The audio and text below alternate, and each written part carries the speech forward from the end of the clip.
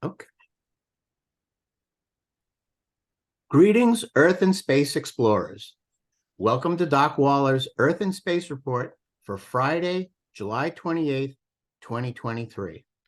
I'm your host, Bill Waller, an astronomer, science educator, and communicator coming to you on a hot and humid summer evening in my hometown of Rockport, Massachusetts. These Earth and Space reports are intended to engage and inform people like you who are curious about Earth as a planet, who care about our life-sustaining environments, and who wonder about the greater cosmos and all that it contains. Video recordings of these reports are archived on the Earth and Space Reports YouTube channel. They are also in regular rotation on Cape Ann's community access cable television channel hosted by 1623 Studios. I am grateful for the continuing interest and support shown by Rockport educators and students, Cape Ann cultural colleagues, cohorts of the Gloucester Area Astronomy Club, sundry Earth and space scientists, educators, and communicators, far-flung friends, family, and other curious folk. Thank you for your active participation, comments, and general encouragements. This evening, I'm happy to be hosting Olivia Gaunt of Tufts University, who will discuss rare emission from powerful stars in the Triangulum Galaxy. Liv is a PhD student at Tufts University, where they are studying extragalactic astronomy, as well as stellar astrophysics, exoplanetary science, and instrumentation. They received their bachelor's degree in astrophysics from Wellesley College and have been local to the Massachusetts area overall. With professors Anna Segina and Danilo Marchesini at Tufts, Liv studies galaxy evolution, working with survey data to uncover star formation trends across cosmic time. As a passion project, they also collaborate with Professor Raja Gahutakurta at the University of California at Santa Cruz to study the spectra of broad emission-lined luminous sources, or BELS, in the Triangulum Galaxy. In their free time, excellent, they like cooking and eating good food, listening to and performing with live musicians, and studying foreign languages such as Mandarin, Arabic, and Russian. This evening, Liv will focus on some of the most powerful stars in the Triangulum Galaxy, one of the closest spiral galaxies to us. So let's get going. The Zoom platform is all yours, Olivia. Thank you very much, Bill. And thank you for having me.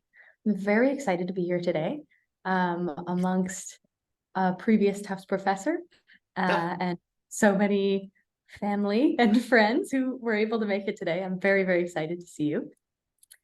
Let me just share my slides. Here we go. So as was mentioned, can you see this okay? Yes. As was mentioned, I'm a PhD student at Tufts University at the moment. I'm just starting my third year. I've just finished my second year. But this work is actually not for Tufts University, although they've been very kind to support me while I'm doing it. This project can sometimes take a little bit of time away from my main project that I'm doing my thesis on, but I really enjoy doing it, and I'm really happy to be in a place where I'm supported to do the work that I want to do with my own time. So with that, I will tell you about rare emission from powerful stars in the Triangulum Galaxy. The first thing I'll say, though, is kind of my connection to UC Santa Cruz. Since I am not a student here, I'm on campus today for the first time ever. I have been a part of the science internship program out of UC Santa Cruz for 3 years now. I've been a research mentor for them. The science internship program is a program, it's 10 weeks for high school students who want to get hands-on research in a field that hands-on research experience in a field that they're interested in. The person who conceived of this idea is Dr. Raja Gahutakurta, and he's a well-known astronomer. Many of you may know him either personally or by name. He's a wonderful guy. If you don't know him and you want to know about astronomy, you should reach out. He'd be happy to talk to you, I'm sure. He founded this program in the hopes of promoting equity in STEM and other fields that require research work. And so because he's an astronomer, there are a number of astronomy programs and projects in this program. One of them is mine. But there's also a huge breadth of topics that are provided through this program. Like there's some psychology programs, there's anthropology projects, there's an art project. Raja is also an artist, so he's doing astronomy and art projects at the same time, which is very cool. And I just like to take a moment to pub this program as many times as I can, because I would love to encourage high schoolers from not only California, not only the US, but all over the world to try and apply to this program if they want to get some research experience in the field. Okay, so the agenda for today, I like to go through this in the beginning, is going to be in two parts. The first part will be sections 1, 2, and 3. I think of this as kind of a background motivating section. So I'll talk a little bit about the lives of stars, how they're born, what their lifetimes look like, how they eventually die, how it all starts over. And with that background knowledge, we'll go into a physical description of this rare type of stars called Wolf-Rayet stars. I have some wonderful pictures of those that have just been taken by the James Webb Telescope, so that will be very beautiful to look at, I'm sure. And from there, once we have a sense of kind of what objects we're looking at, I'm going to move into the way we take data, how we scientifically look at these objects, and kind of how we get information from them while sitting on the surface of the Earth. Then I'll move into the second portion of the talk, which will be much shorter. So if you feel that the first part is very long-winded, you will be happy to know that the end will go much quicker. Sections 4, 5, and 6 will be mainly focused on the work I'm actually doing and will be well motivated by the first part of the talk. So I'll talk about the data that we're working with, some of the findings that we found, and what we're looking towards for the future of this project. And with that, I'll start off with the lives of stars.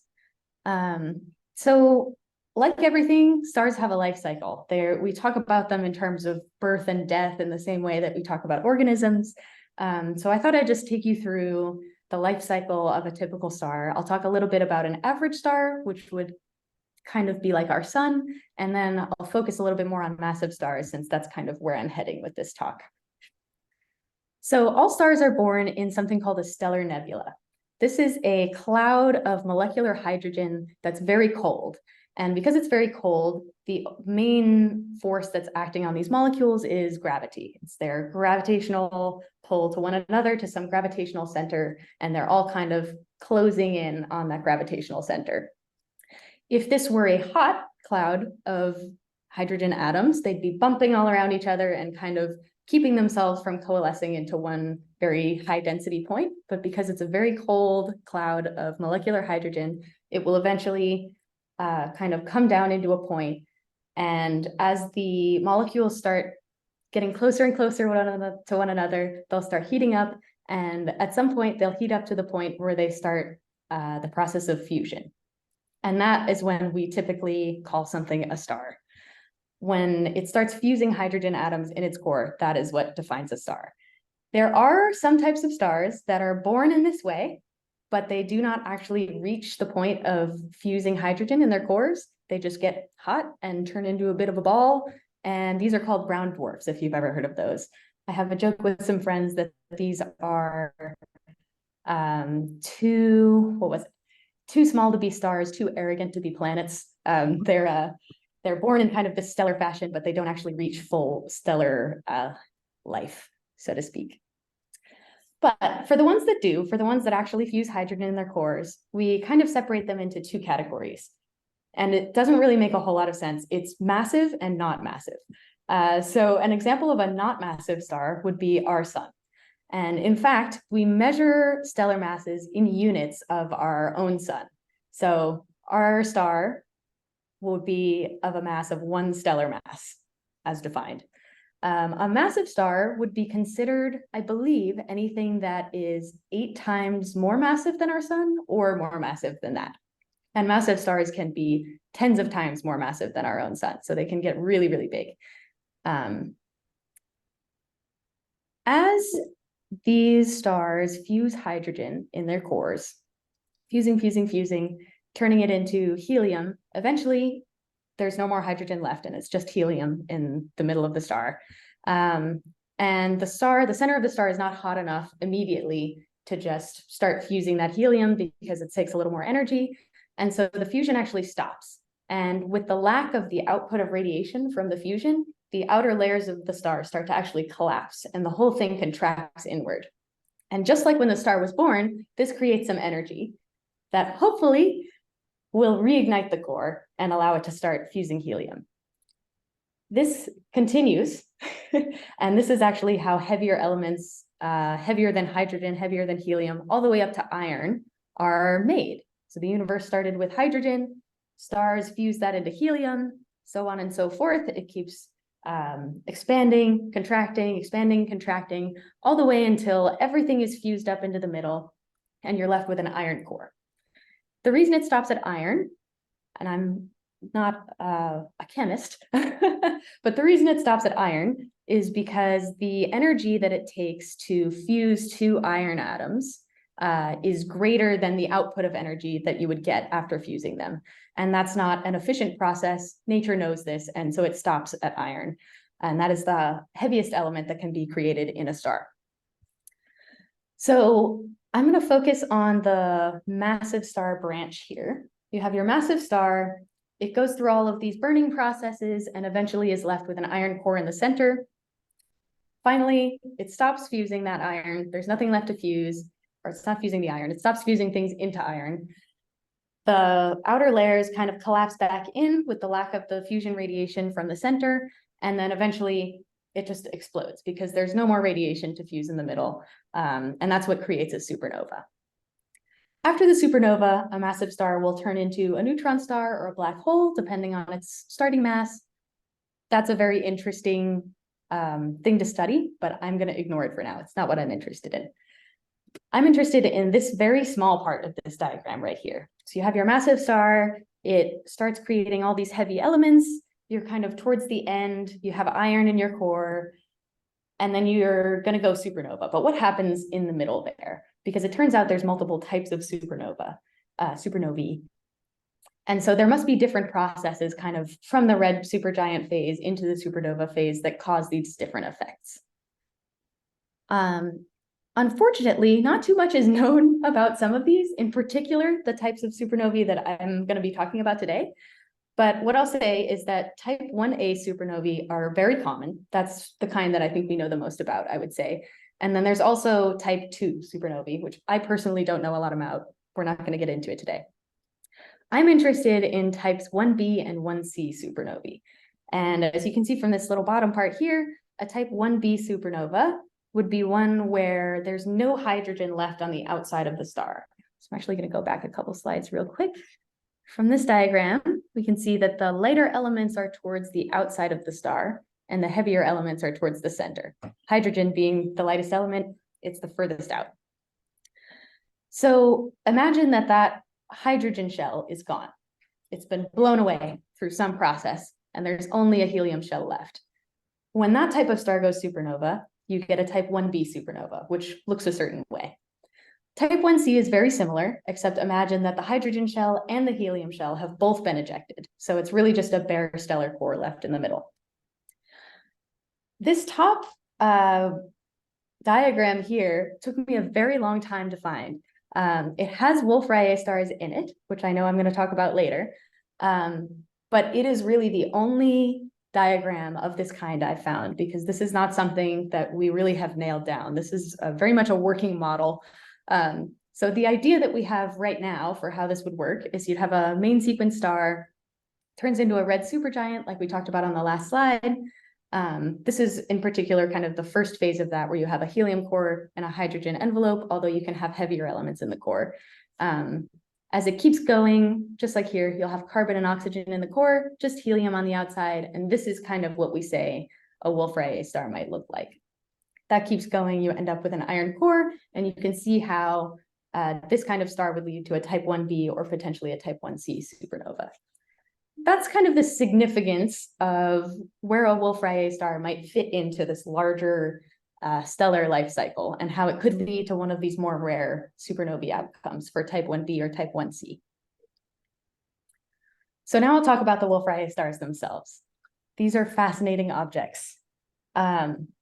Very quickly, I believe that these were first discovered in the 1880s, as early as the 1880s, which is fascinating, and then were not really followed up on. And then I found a number of papers put out on them in the 70s, and then not too much since then. So these are really fascinating objects that we've known about for a while, but we don't still have a lot of information about, and we're not sure quite how to place them in general in the scheme of stellar evolution.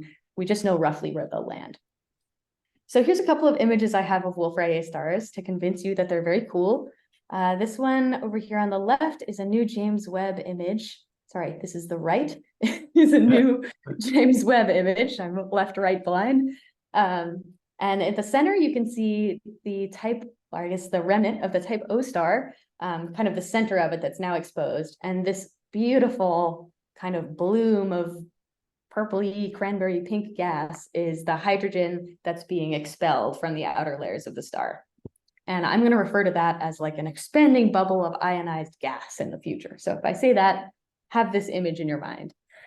In a less, I don't know, stunning picture, more of a diagram, you can see a comparison between an O star and a Wolf-Rayet star.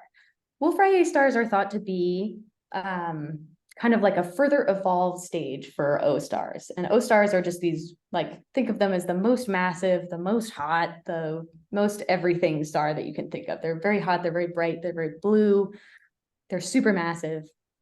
And eventually we think that they go through this Wolf-Rayet stage as a rule. So we really think this is a fundamental part of stellar evolution, but it happens so quickly that we haven't really been able to see it a lot of times. And that's why these aren't studied so well. There's very few of them in any given galaxy. So the idea here is that this center part of the Wolf-Rayet star is identical to the center of the O star, potentially with a little bit of layer mixing. So you might see some heavier elements towards the outer layers of the star, where normally they'd be more stratified towards the center. But the idea is that this kind of exists inside this O star. The only difference is that the further shells of the star have been disturbed in the Wolf-Rayet star and are kind of pushed outward in this way. I'm not really going to get into why that happens, because I'm not really sure we know. It's just whatever situation these stars are in is causing a lot of turbulence within the layers of the photosphere and just the outer layers, and it makes it do this. And all we can do is take a look for it. And just for fun, here's our sun for comparison. So these are usually really, really large stars. All right, some physical features of the stars, just so that as we move into the spectroscopy aspect of this, we have a little bit of a sense of what we're looking for. So this is another James Webb image that came out recently. It's a fantastic image, I know. And this is a really good way to think about that ionizing bubble of gas that's going away from the star. You can see it happening in these little ripples that are going outwards. This is a fantastic image. This looks like it's in a 2D plane, but I promise it's 3D. It's just the way that the image is. And so we can really see that it's kind of pushing material outwards and it's ionizing the surrounding material of the star. The other thing I'll mention is that there are actually two types of Wolf-Rayet star. They're WN and WC. So as we lose the outer portion of the star, kind of this first initial layer of the star will be exposed. And this is going to be dominated by nitrogen emission. So when we're looking at a WN star, it'll look very much like a it'll look like a typical Wolf-Rayet star, but it'll have mostly nitrogen emission features, and that's how we identify it. And then it's thought that as it continues to evolve, it will lose even more of this outer layer, revealing this inner ring, which is dominated by carbon features. And that's what we call a WC star. So there's two types, but it's thought that they're kind of in an evolutionary sequence. So you'll start with an O star, you'll move into a WN phase, then into a WC phase, and then eventually you'll go supernova, type 1b or 1c, depending. So this is like a nice little visual to show you that as we lose material, more things will be revealed to us, and we'll be able to see more of the star, and that is kind of an indication of how far along in this process it might be. Okay, with that, I'll move into spectroscopy because those pictures are very beautiful, but it's very hard to measure things from them, and we need to get some numbers down for this to see what we're talking about. So I'll start with a spectrograph diagram. I love spectroscopy, so I'm going to spend a bit of time on this. Essentially, what a spectrograph does is it takes the incoming light from a source, right here, probably a star in this case. You align it on a slit right here, which is in the telescope. And once the light goes through that slit, it hits a prism. And as we all know from Pink Floyd, a prism splits up white light into a rainbow. And another way I like to say that is it splits it up into its constituent wavelengths. So you can see what wavelengths make up that one beam of light if you were to pull them all out individually. So we split it up into all sorts of wavelengths. We put it through a lens just to focus it so that it fits on our detector. And then the detector detects the light from that split rainbow. And then we take that detector image, do some stuff to it, and pull out essentially a diagram where on the x-axis it's wavelength and on the y-axis it's intensity. So you can see this is basically a continuous rainbow, but there's some little notches in there. These would have lower intensity than potentially the rest of the spectrum. And we can see that on a graph, which I will show you later. So this is a beautiful representation of a spectrograph, but this is obviously not what is in our telescopes. So I'm going to show you a little bit more about spectrographs now. This is a spectrograph that I built last week in Berkeley as a part of a program called Astrotech. If you are an undergraduate or an early graduate student who wants some experience in instrumentation, I would highly recommend that you take a look at this program. In 1 week with a group, we built this spectrograph. It was a lot of fun. It doesn't work perfectly, but it's pretty good. And as you can see, this is a lot more complicated than that diagram I just showed you, but it does still contain all of the main parts and pieces. It just looks a little bit crazy. But this too is not what is in our telescopes. This is like a toy model compared to those telescopes. This is what is in our telescopes. This is a giant spectrograph. It's called DEIMOS, which stands for the Deep Imaging Multi-Object Spectrograph. It's on the Keck 2 telescope on Mauna Kea observatories. And I have had the pleasure of being able to go out there and use this telescope and use this instrument to take data for this project, which is very, very exciting. And as you can see, this is a little person for scale. So this is an extremely large instrument and nothing like this little tabletop one and nothing like the diagram that I showed you on the last slide, but still contains all of the main components that I talked about earlier. So with a spectrograph, we can measure amounts of light at different wavelengths, and this is immensely powerful. So there are 3 types of spectra that I really want to talk about. There's something called a continuous spectrum, something called an emission spectrum, and something called an absorption spectrum. And these are important to keep straight because they tell us different information. So a continuous spectrum is, like it says, a spectrum that contains all wavelengths emitted by a hot, dense light source. And the hot, dense light source there is meant to make you think about black body radiation. So something that is hot, it's emitting heat, much like a star. It's going to give you this continuous spectrum that kind of looks like a little bump. Doesn't look exactly like that. Depending on the temperature, its shape will change a little bit, but it just kind of looks like a continuous spectrum, like a little rainbow. And that's how that will translate to a 1D spectrum. When that light passes through a cloud of gas, the gas will absorb some wavelengths of light. Assuming that it's a cold cloud of gas, it will be ready to absorb some wavelengths of light depending on the species that are present in the gas. The library will close in 30 minutes at 5 p.m. The library will close in 30 minutes. Will close in 15 minutes. Apologies. If you want materials to check out or return, please bring them to the circulation desk now. Not worried about it. So let's say that in this cloud of gas, there's neutral hydrogen. We'll say that. As the light goes through, any wavelength of light that corresponds to an energy jump in the hydrogen atom might get absorbed by the hydrogen atom. And as a result, it will absorb it and then re-emit it in all different directions rather than in the direction that the light was initially traveling. And this shows us an emission spectrum. So if we look at this cloud of gas, it's pulling in this light and it's re-emitting it. And so it's actually glowing in some color, and that color is made up of the wavelengths of light that were initially absorbed. So this tells you basically what kinds of species were in that cloud. You can tell by their little fingerprint here. Like, oh, if this one was emitted, I know that that corresponds to some energy level in some atom. And so that must be present in that gas. As it keeps going, the light goes through here, it loses some of those wavelengths to whatever species happen to be in that gas, and then the rest of the light passes through with a couple of chunks cut out of it. And if we measure that, we'll see just the opposite of the emission spectrum, and that will be the absorption spectrum. So it'll be everything that was initially emitted by the black body source, just minus a few things that we might have lost intensity on along the way. So these are 3 types of spectra. And we're going to talk about what we see here now. This is a typical stellar spectrum. Up here is kind of that rainbow situation. You can see it's mostly continuous, but there's a few spots where you can see that there's not as much intensity. It's a little darker. There's like these gaps.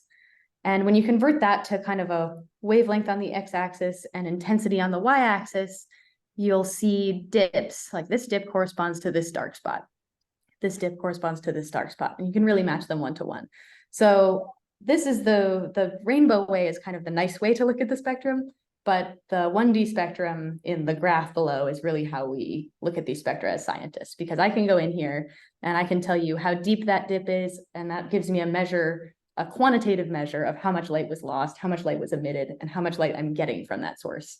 And I can measure the width of that line, I can measure the depth of it, I can measure what wavelength it occurs at, all sorts of information is in this. And it's absolutely fascinating. So this is a typical stellar spectrum. Stellar spectra are in general absorption spectra. So if we go back here, we've got mostly a continuum emission, but there's some little bits cut out. It's kind of the same thing here. Well, we have basically a continuum spectrum, but there's a few bits cut out, and you can see that it's mostly dips going down in the spectrum. This is a Wolf-Rayet spectrum, which is not expected. Wolf-Rayet stars are a particularly rare type of star called an emission line star. And these stars, rather than having an absorption spectrum, will have an emission spectrum, which is fascinating. And this has to do a little bit with that expanding bubble of ionized gas. The light from the center of the star is passing through a lot of material to get to us, and that material has a lot going on. And so we're seeing mostly emission from that surrounding material and from the surface of the star, rather than the absorption spectrum we'd normally get from a star. And it doesn't look entirely like an emission spectrum to me, because you can really see the underlying continuum there as well. It's just that there's some parts that are brighter. So I don't even think of this entirely as without absorption. It's just that the absorption is really overtaken by the emission from other parts of the star. All right, onward. Actually, one more thing about this. Helium lines are a great way to identify Wolf-Rayet stars. And because we see all these carbon features, I can tell you that this is a WC Wolf-Rayet star. Onward. I never changed the title of this slide. This is about P Cygni stuff. P Cygni profiles are this very particular line shape. I'm talking about this because this is a way that you can look at a spectrum and think, maybe this is a Wolf-Rayet star. So we get this very particular signature from Wolf-Rayet stars in particular, as a result of being an observer on one side of the star. And this is fascinating. So I'll point you to this diagram really quickly. In the center here, we'll imagine is the center of the star. And these kind of colorful shells are the expanding material. This is me. This is an observer on Earth. The atmosphere is between us, but we don't have to worry about that right now. As an observer, I'm looking at the star, and I'm looking at the absorption region of the star. So any light that comes to me from here is going to look like an absorption spectrum. Similarly, I'm also seeing the edge of the star. So I'm seeing some light from here, some light from down here, and I'm also seeing a little bit of light towards these back ends as well. Those are emission line regions. So any emission will kind of come from that side. As you can imagine, the emission is balanced out in this situation when you think about Doppler shift. So there's an equal part of the light coming towards me as going away from me in the emission line region. So these should all basically look not lopsided. I'll have some amount coming towards me, some amount going away from me that will broaden the line due to Doppler shift, but it's not going to take any information away from me. I won't be missing anything. I'm seeing basically all of that.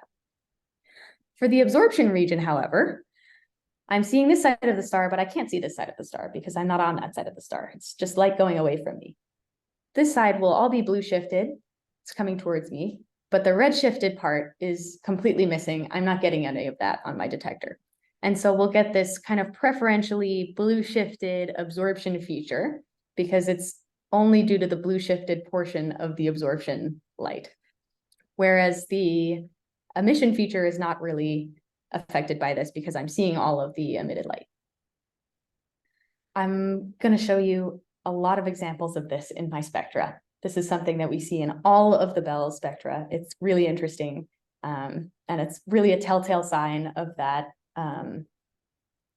expanding bubble of ionized gas that you can see here. So even with this, you can imagine I'm seeing all of this stuff, but I can't see anything behind the star. And so it's preferentially choosing how much absorption I'm seeing. Not choosing, you know. Mm-hmm. All right, on to the BELLS project. Now that I have done some background motivation. BELLS stands for Broad Emission Lined Luminous Sources. As astronomers, we care a lot about our acronyms, and we care about making them cute and funny. So this is called BELLS, and I have a counterpart who's working on a project called WHISTLES. So we together are bells and whistles. We thought that was an appropriate name because we are using data from the TREC survey, both of us. I'm looking at the bells, which are particular objects in the TREC survey, and I'll tell you about the TREC survey in a moment. And my counterpart is working on some background spectra of the ISM from the same project. So we're kind of using kind of little odds and ends from this larger data set to work on our smaller projects. So we're calling ourselves bells and whistles. So the TREC survey, TREC survey, very important. I've been corrected a number of times since I've been on UC Santa Cruz. It's called the TREC survey, stands for Triangulum Extended Survey. I believe that's it. And the reason it's called TREC is because they thought that this alignment of masks looked a little bit like a dinosaur. I'm not sure I'm seeing it at the moment. Maybe I need to flip it around, but I believe this is the little arm. I thought that was very cute. But this is Triangulum in all of its glory. Triangulum is a barred spiral galaxy nearby. When I say nearby, I mean on the order of Andromeda nearby, which is still very, very far away, but relatively close compared to other galaxies. It's still star forming, and you can kind of see the star formation is happening in these bright pockets of red. I won't get into that too much, but as a galaxy scientist, I happen to know that. I have to point it out. And M33, the Triangulum Galaxy, has about 40 billion stars in it, I believe. I haven't fact-checked that, but I believe that's true. And of those 40 billion stars, roughly, there are only on the order of a couple hundred Wolf-Rayet stars that have been identified ever. And I think there are only 150 that have been identified in the Milky Way total. So these are very, very rare stars in general. And there's kind of this connection in astronomy between rarity and short timescale. So when something's rare, it doesn't always mean that there's very few of them. It could just mean that whatever process that is happening very quickly. So whenever you take a snapshot of space, you're only seeing however many happen to be undergoing that change at the moment. So we think that Wolf-Rayet stars are rare because they only exist in that kind of visible Wolf-Rayet stage for a very short amount of time. Okay, so this is real data. This is our real data. It's a little bit older. I have some newer plots coming up, but I wanted to talk about these two features because this is how we initially found the bells and started characterizing them. So essentially the way we found these bells is my wonderful faculty advisor, Raja, looked through all of the spectra from the TREC survey, by eye. And he made a note of any of the spectra that had these really broad H alpha features. And H alpha is just an emission line that kind of happens around 6,500 angstroms, 6560 angstroms maybe. And this is a very important line. We love to look for this line as astronomers, but he noticed that it was extremely broad in a few of these sources. And he thought, that's kind of funny. These objects were meant to be main sequence stars, and I wouldn't have expected them to have broad H alpha. So I'll just take a look at these and see what's up with them. There were about 6 of them. He sent them to me. We said, yep, that's a weird broad H alpha line. And as you can see, there's kind of a broad component to this, and there's also a narrow component to this. And then there's kind of a continuum emission as well. The broad component is associated with the Wolf-Rayet star. And that just has to do with that bubble of ionized gas is going at such a high speed that the Doppler shift is creating this really intense line broadening situation we have going on here.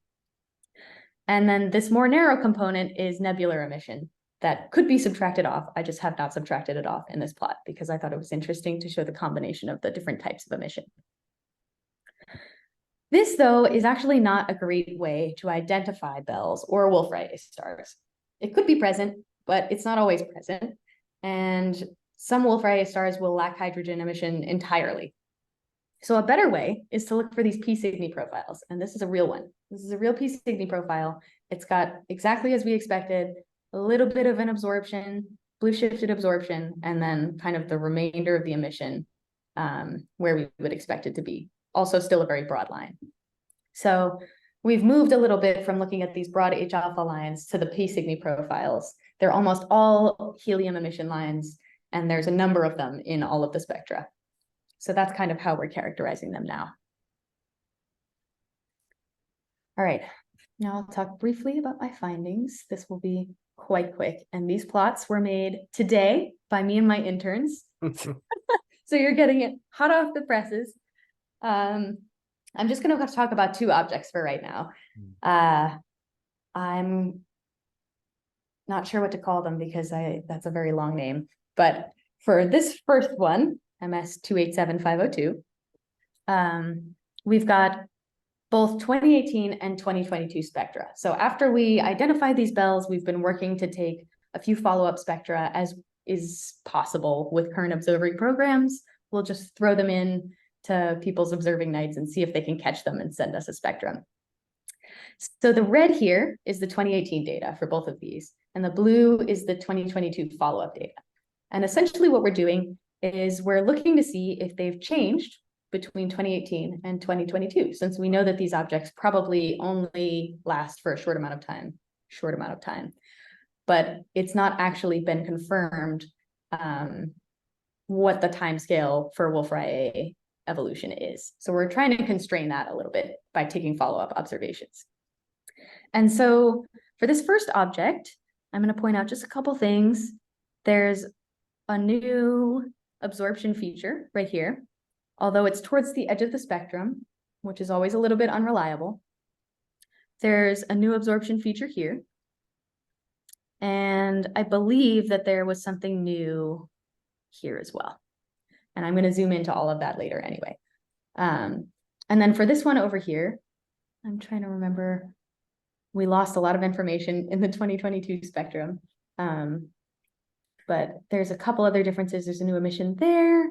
But essentially, I think the takeaway from this slide really is that these look very similar to the way that they did in 2018 last year. They looked pretty similar. But that's not to say there aren't some differences. So I'll talk about the similarities first for each of these objects. This is the H alpha line. This is a crazy feature. Please ignore it. It just has to do with poor background subtraction of nebular emission. But it looks basically the same. You can see this emission line is the same, and same thing for this P Cygni profile. These are they're 4 years apart, and the emission is almost exactly the same. So this is good. We know that these are real sources. They actually look like this, and they're consistently emitting this way over the course of 4 years. This is the interesting thing. For that same object, we found that the 2022 spectrum looked different from the 2018 spectrum. This is the region that I had reported on in the previous AAS press briefing. Mhm. This new line cropped up, and then there's this little absorption feature as well. This is wonderful news. However, I'm very skeptical of it. All of these things need to be confirmed and confirmed over again.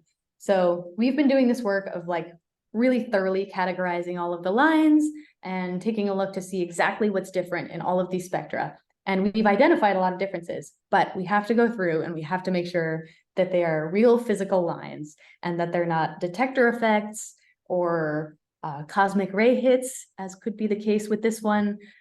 We just have to make sure that they're real, although they are looking pretty good and very exciting at the moment. I'm a little bit skeptical of this one only because it is so much more narrow than the other lines that are here. And so that indicates that it could be a cosmic ray hit that might have just hit one pixel and lit it up a little bit. But in my experience, when I see cosmic ray hits, they usually have extremely high flux. And this has a flux that is comparable to other lines in the spectrum. So we're looking in on that one. Probably we'll know by the end of the week, but we're not sure yet. Kind of the same for this one. It's a bit narrow, so I'm a little bit skeptical of it, but it would be fascinating if either of these lines happen to be real. So we're going to put them through the full rigor of scientific testing. Really quickly for our other object, we have another very similar situation. Again, some of these lines are just crazy looking. We're working on our data reduction pipeline right now, so it's in flux. No pun intended. Mhm. But you can see that the width of these lines is about the same, and these two P Cygni profiles look quite similar, although in 2022, it looks like it could be a bit stronger. Not willing to make a firm comment on that yet, but these are also kind of the things we're looking for. We're looking for profile changes, difference in emission line widths, difference in emission line flux, or new or absent features in these spectra. We found a few more differences in the spectrum. I put this one big because I believe it the most. For these two, I feel very not confident about this one, although it is there. That looks a bit like a cosmic ray hit to me. And then we saw this very interesting feature. It looked like an inverted feature from 2018 to 2022. I am not sure what to make of that yet, but I thought it was very interesting. It is indeed a difference between the 2 years, so I thought I'd throw it up there. But this one, we're looking at it, it could well be a new silicon line. We're not sure. But again, we are testing all of these lines and we just have to make sure that they are all real and they all actually mean something. So the future work is basically figuring out whether or not all of those things that we found for our 3 bells that we have follow-up spectra for. Today, I've only talked about 2. We just want to make sure that those lines are real. And we want to take measurements of some of the P Cygni profile lines and the widths of the broad lines to see if those have had any change in the past 4 years. And then there are I believe 2 or 3 more bells that don't have follow-up spectra yet. So we're hoping to get a few more follow-up spectra for those in the coming years. And maybe some for the ones that we've talked about today to just get a few more data points and see if we can really put a constraint on how long it takes for the Wolf-Rayet stars to evolve from O-type stars all the way to supernova. Although I'm sure in my lifetime, I won't be able to see these stars do that. We might be able to get a sense from observing them often. And with that, I will thank you very much for listening to my talk. I'd like to give a special shout out to my faculty advisor, Raja Gohatakurta, and my AST 6 interns from this year. They've been doing a lot of hard work and they made all of those nice, pretty plots for you. And they've been having a lot of fun with me, I hope. Well, thank you so much, Liv. And congratulations on pronouncing Raja's last name so well. Thank you. I've had 3 years of practice. So this is the time to open up the floor for people to unmute as they see fit. And I want to welcome Tony Weinbeck, who is also a Tufts alum. And Go Jumbos. Go Jumbos. he's studying the same galaxy with Cool. similar data from Wonderful. Keck. I would love to talk to you about that. Sorry, Keck, from James Webb, sorry. Oh, even better. Well, eventually, not now. circulation desk is now closed. Please begin exiting the building now. You're getting kicked out. I'm getting kicked out. It's okay. I Mike, have a really quick question. Can I sneak it in? yeah, Please do. Which type of Wolf-Rayet is in Cygnus? I don't know off the top of my head. Oh, you okay. mean the one powering NGC 6888? The Crescent Nebula, yeah. Yes, I don't know. I don't know either. I could probably Google it real quick though. Okay, well, now I know what to look for. I suppose I can find it. But you don't know it all 150 by I heart? know, I know. I only know these three, and they're not even confirmed. Thank you. I just looked it up. It's WC. Ah. Carbon rich. Carbon rich. Late stage.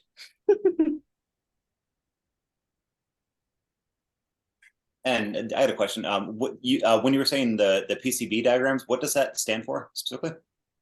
Sorry, which one? The PCB diagrams. I think that's correct. Could be P Cygni?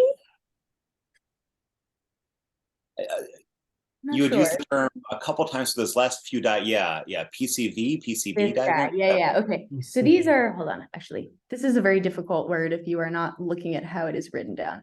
Here it is. P Cygni is Oh, it's okay. so fair. But it's just this like particular line profile shape. And I think this diagram does a really great job of explaining exactly what that spectral signature looks like as well. Yeah. Yeah, I love this diagram so much. So Liv, are you trying to figure out what core is burning by looking at the reflections off the previously emitted gas? Yeah, a little bit. Yeah. So the center of these stars contains all of these heavy materials, and they're usually quite stratified. But something about the Wolf-Rayet structure has really made it turbulent in there. So those are all mixed up, and we could be seeing lines from all sorts of different spots in the star, kind of on the surface, going through that bubble of ionized gas.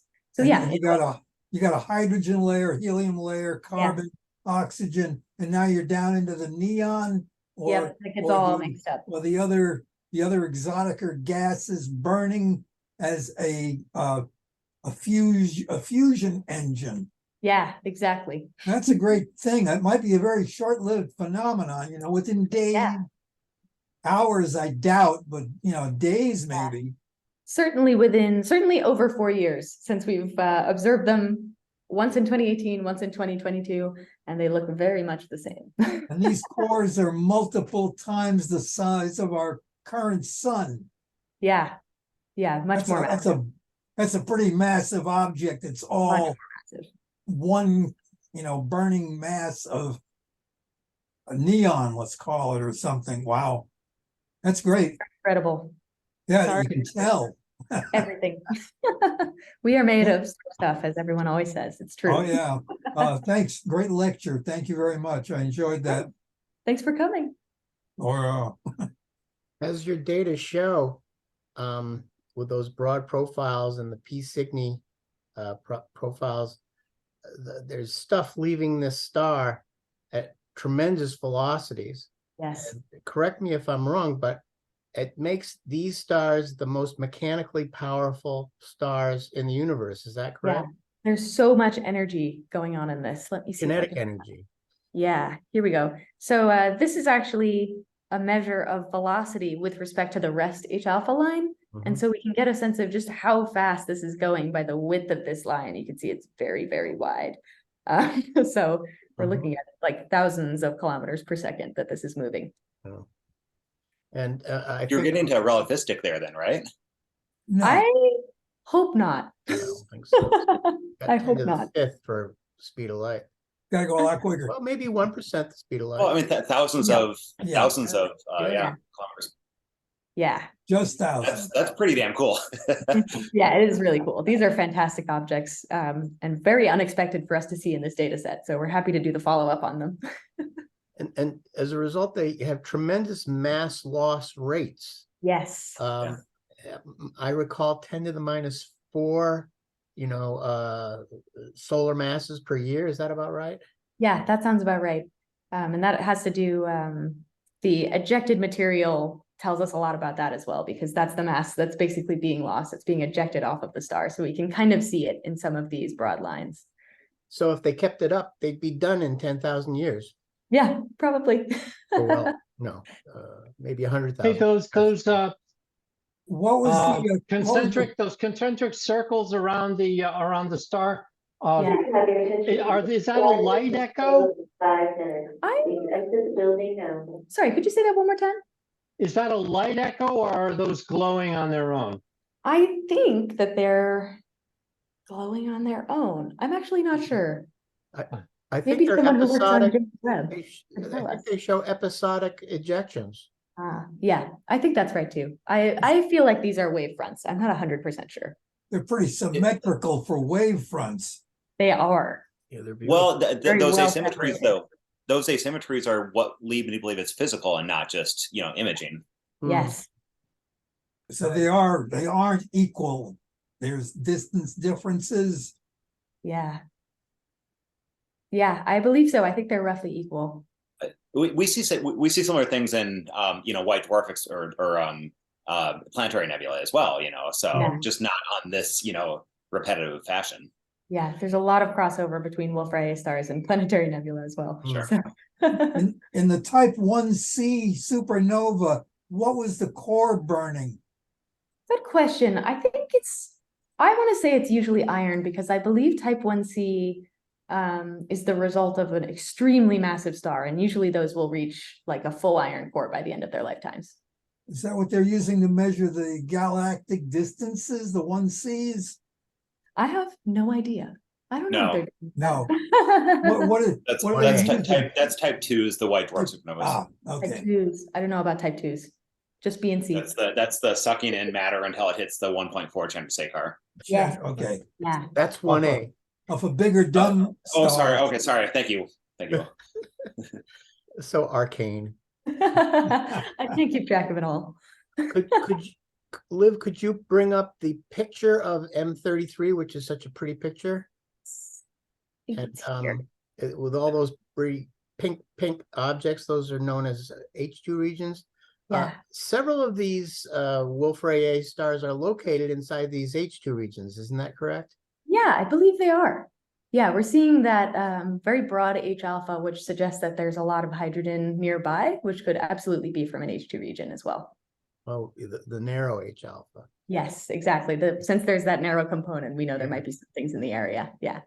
And there have been people who've worked on this stuff. I'm going to just drop a name, Laurent Drisson. Does that ring a bell? Don't know. Yeah, No. might be worth checking up. There's Where are they been some based? neat work on Wolf-Rayets. Yeah, I will check that out.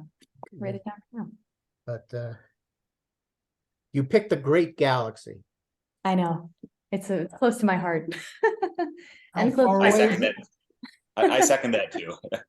I've seen that galaxy naked eye from Boxford. Wow, that's incredible. Yeah. It's close I enough. to swear. keep that. Wow. I have from Utah as well. Ah, I do that. And what's the distance to it? It's about the same as Andromeda, I think, 2.5 million light years. Yeah, I was gonna say 2.7. Oh, so, yeah, 2.7, 2.8 is Yeah. what I had.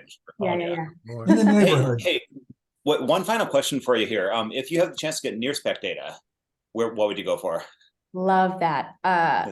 Easy. I have been dying to look at the Passion series emission for these objects, and it's just a wee noisy in the optical spectrum, and I would love to get a handle on the NIR emission for these, because that could be really interesting. There were a lot of Passion features, but they're so noisy it was not even worth trying to measure them.